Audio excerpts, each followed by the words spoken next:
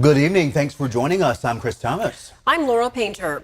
3 stabbings in 5 days. 2 people are dead and a third victim fights for her life. It's a crime spree never seen before in the city of Davis. And tonight we should tell you the FBI is now joining local law enforcement and they need your help catching the person or people responsible. Keep in mind, 2 fatal stabbings happened last week at 2 different parks. And overnight, a woman was stabbed through her tent in the downtown Davis area. We have a team of reporters looking into different angles, from community reaction to the impacts on the UC Davis campus. We start with ABC 10's Becca Habiger with what we know right now about the investigation. Becca. You know, Chris and Laura, as we're talking here, I hear a helicopter whirring overhead. This is a city on edge right now. This is a crime that involves multiple scenes, 3 in fact, one of which is Sycamore Park right here behind me in central West Davis. You know, there are a lot of people who are saying, look, we've got 3 stabbings over the course of 5 days. There are a lot of similarities.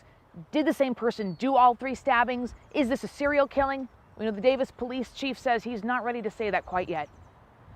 Last Thursday morning, police found a 50-year-old unhoused man brutally stabbed to death in Davis's Central Park. Police believe he was killed overnight on a bench where he would normally sit and sleep. There are no witnesses so far in this killing. On Saturday night, police found another victim of a deadly and brutal stabbing, this time in Sycamore Park, and the victim, a 20-year-old UC Davis student. On Monday night, police responded to a report of an unhoused woman in her 60s who was stabbed in her tent. Police say she is fighting for her life in critical but stable condition at UC Davis Medical Center in Sacramento. Davis Police Chief Darren Bytel says there are similarities between the stabbings, but he's not ready to call this the work of a serial killer. The suspect descriptions for the second homicide and the incident last night are substantially similar, but we cannot yet rule out that we're not dealing with 3 separate crimes. He says investigators have gone door to door around the 3 crime scenes, asking neighbors and businesses for any security video they might have to identify the suspect. Police don't have city surveillance video. Witnesses in the second and third stabbings gave a description. We are looking for a light-complected male with curly hair, about 5'6" to 5'9" tall, with a thin or slender build. He was last seen a dark-colored sweatshirt with black Adidas-style pants with a white stripe on the side, black shoes, and wearing a brown backpack. Community members have submitted hundreds of tips in the last few days. Surrounding police departments and sheriff's offices are helping with the investigation, as well as the FBI. And the Department of Justice is assisting in processing physical evidence, including a search for DNA evidence. You know, we've been asking or listening to your questions throughout the day. One of you writes, the police failed to dispatch the helicopter immediately last night after the 3rd stabbing, allowing the bad guy to get away. Why weren't the police more ready after the first 2 incidents? We know the police chief was asked about that at the news conference this morning. He tells us that because last night there was low cloud cover and some light rain, they were not able to get the helicopter. They did ask for it, but they weren't able to get that. Assisting law enforcement agencies were able to add their drones in for the search. Those drones even have heat surveillance, trying to find, like he said, the suspect hiding in the bushes. But even with the drones and law enforcement officers on the ground casing the area, they could not find the suspect, and the search remains very active at this moment. Oh, Becca, we know 2 of the victims were unhoused. What is the city doing to protect the homeless population right now? You know, Laura, the mayor at this morning's news conference said he's in talks with the city manager's office. I just texted him a few minutes ago asking, you know, is there an update on what you're doing for the unhoused community? He said they hope to have something to announce later this evening, but rest assured they are talking about how to protect the unhoused community who, just like other members of the community, but perhaps a little bit more physically vulnerable, are worried about this person or people who are still at large tonight. All right. Becca, thank you for that perspective. And we continue our team coverage tonight with ABC 10's Roxanne Elias. She is live at Central Park. That is where one of the deadly stabbings happened. And Roxanne, this is a scary time for a normally quiet community. It is, Chris and Laura. Earlier today it was raining, and so you would expect to see a place like this pretty empty, right? Well, a woman we talked to earlier today said this usually is flooded with students on bikes heading to class, with families out here with their children, and even right now without any rain, as you could tell, it looks like a ghost town, just like she described it earlier to us today. Fear has taken over for residents in Davis after 3 people were stabbed, 2 of them to death in the last 6 days. Definitely on edge. I know I was opening them this morning alone, and I was like, I do not want to be doing this alone right now. So I'm hoping we can get people to close together and alone. Sophia LaRose works at a clothing store in Davis. She says there's been a dip in customers as people are choosing to stay home during this intense time. I feel like a lot of people are just scared, and then my coworkers have been texting each other about not wanting to come in and stuff. But yeah, there's definitely been less people I've seen everywhere. Our entire community will never quite be the same.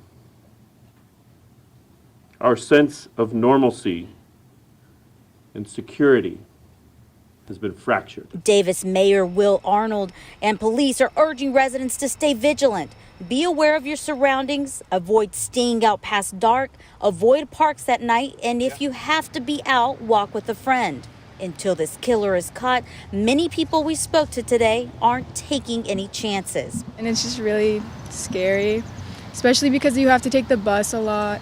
And sometimes you're out late. Well, we just had brunch right across the street, and we were thinking of going for a walk, and I looked, to see if anybody has been captured, and I'm like, nope, okay, I'm going home.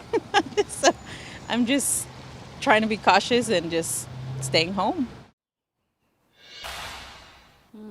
Davis police are asking you if you see anything odd, out of place. They want you to report it right away. They're going through all of those as we speak. They're also asking you to look out for your family, your friends, and of course your community members.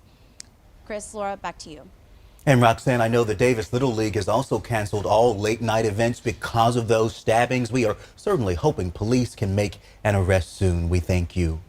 Meanwhile, listen to this. UC Davis says they are adding 3 times the police presence tonight. Our Devin Truby is now at UC Davis, where officials just wrapped up a news conference.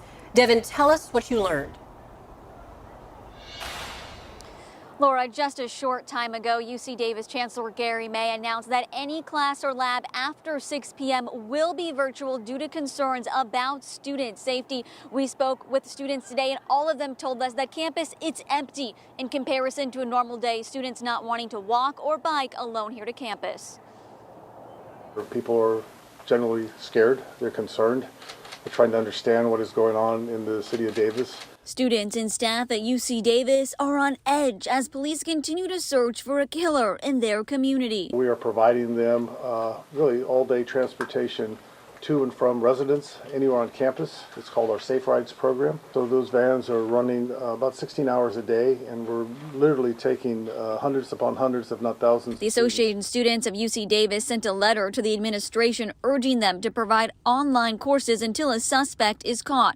Eric Murray says one of his classes has already been moved online, and he says his new personal rule is not to be out after 10 p.m. It's definitely very concerning, right? Especially for those of us that have class late at night or some kind of practice or club meeting that they want to go to. At night, it's definitely, going out at night's no longer really an option. Looking over my shoulder a little bit more, which I'm not sure if that's something that was necessarily my male counterparts were doing. Students are on alert and concerned. Families are calling to check on their students. My mom called me this morning when I was on my way to class. My sisters have been checking in and a couple of my cousins.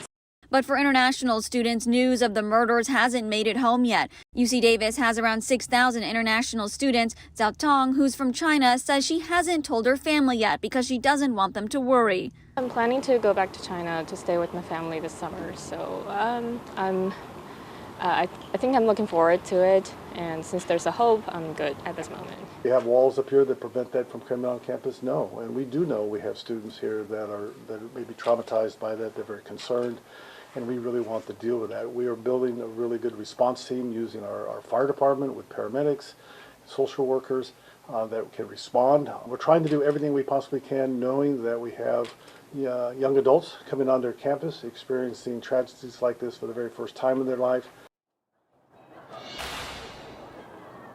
Chris, you mentioned it, triple the security. What that looks like is having 12 officers patrol. On a typical night, that would be 4. All 6 specialty officers will also work tonight. Specialty because they are allowed to carry a weapon. UC Berkeley and San Francisco providing campus police to patrol here so Davis police can assist the city. Private security also hired to be out in the community where students frequently walk home. Chris, Laura. Yeah, Devin, let's circle back to mental health. The UC Davis police chief is also the president of the California chapter of the National Alliance of Mental Illness. This was a big point in the letter from the Associated Students. What can you tell us about that?